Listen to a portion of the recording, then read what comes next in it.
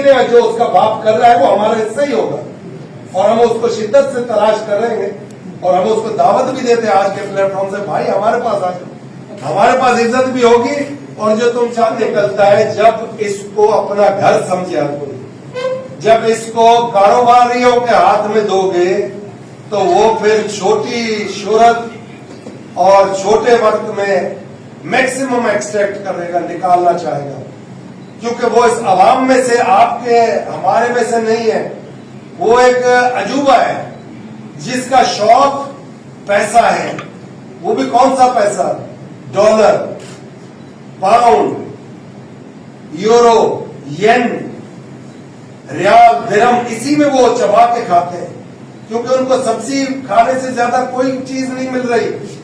आप हालते हैं उनकी, देख लें, इनकी रोजी रोटी अल्लाह ने नहीं दी, रोटी तो ये पैसे समझ के खा रहे हैं, और इनका अंजाम भी यही होगा। कब्र में इनको अंदाजा नहीं है कि कफन के अंदर जेबें नहीं है, ये पीछे रह जाएगा, और ये पीछे बीच वाले जो डब्बों में चढ़ने वाले पैसेंजर है, इनको कुछ नहीं मिलना है पीछे। शासन ये बताइए, ईद के बाद जो है तहफ़्फ़ुज़ आइन पाकिस्तान कांग्रेस की मीटिंग है इस्लामाबाद में, जो इस्लामाबाद में होती है, जहाँ पे आपका वफद भी गया था, उसका क्या हो, बात का हिस्सा बन चुके हैं। दूसरा, बिलावल भुट्टो ने भी कहा कि हम भी जो है एहतजाज की तहरीक चलाएंगे इस जो किनारों के खिलाफ। एक चीज पहले देखें, उसका हम लोगों की फॉर्मेट तैयार हो गया, और उसका ऑलमोस्ट ये ज़हन में रखें कि जितने भी ऑपोजिशन के पार्टियां हैं जो पाकिस्तान के हक में हैं, हम उनका हिस्सा बनने में कोई शर्म नहीं करते, हम उनका हिस्सा है। दूसरा हिस्सा आपका था कि कौन झुमरी मारने निकलेगा इधर,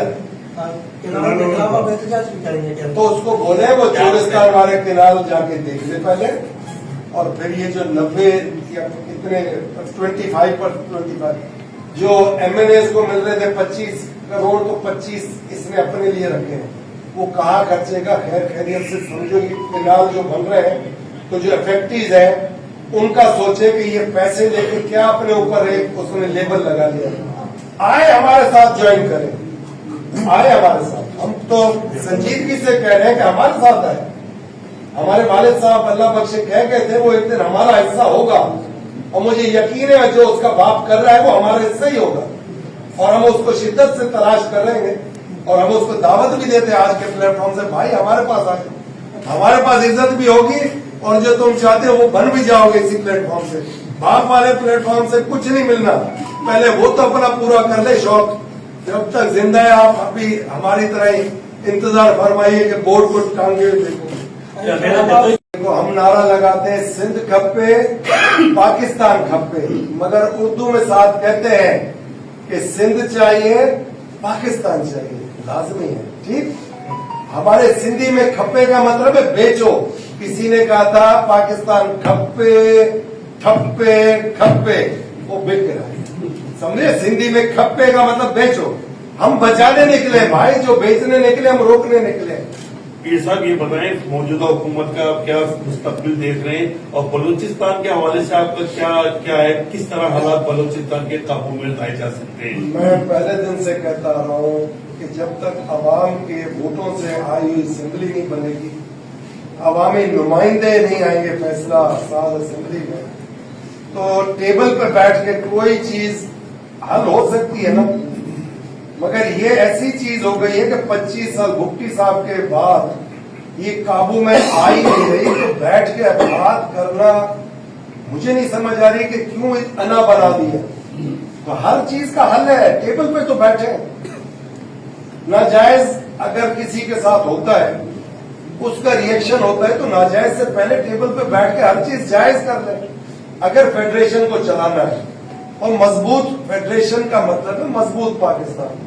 जैसे हम लोग कहते हैं यूनाइटेड सिंध मजबूत पाकिस्तान, ऐसे ही हर अपना अपना सूबा यूनिट जो है उसके अंदर अगर किसी किस्म की एहसास महरूमी है, उसको दूर करने के लिए टेबल है, उस पर बैठे दूर कर ले। अच्छा रुपया सवा रुपया आगे पीछे करने में कोई फर्क नहीं पड़ता, तो अरबों रुपए खा गए उनको आप बड़े बड़े मनसब पे लुक्रेटिव पोस्टों पे बिठाए बैठे हो।